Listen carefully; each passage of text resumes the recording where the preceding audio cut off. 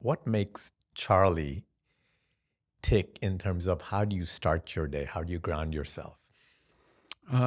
Yeah, that's a good question, and thanks for that compliment because I like to think I have a calming effect on people, but um, and the publishing business, sure, you have occasional issues, but for the most part, we've got a process and it works, and the people that I get to meet and work with, like you, are so interesting and engaged.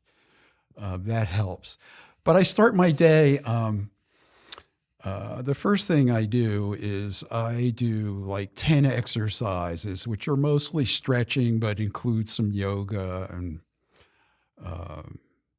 things I learned both from yoga and physical therapy that just loosen me up.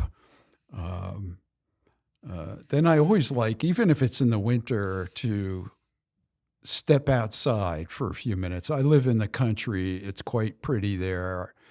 I usually, this time of year, I'm hearing 5 or 6 different bird calls in the morning, getting a little sun.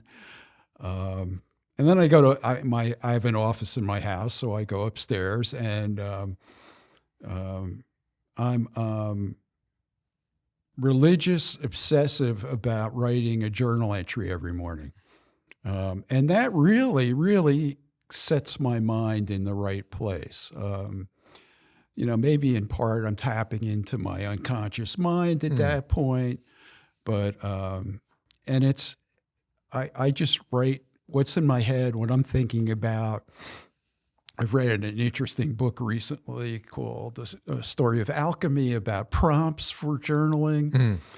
Journaling, I think, is not only sets me up for the day, but it's really quite therapeutic. If I'm anxious about something or whatever, it just dissipates when I can write it out. And then of course, then I'm into email and checking on various reports and turning on the rational, conscious side of myself to, move things along. I've always been very production oriented. I like getting things done. So in that mode, it's ticking off the list, getting things done, and usually several calls. I spend a lot of time on Zoom these days because we have authors in 11 countries around the world. And, Wow. And they're super interesting. And I would not have gotten into Munn Avenue Press had I not written my first book.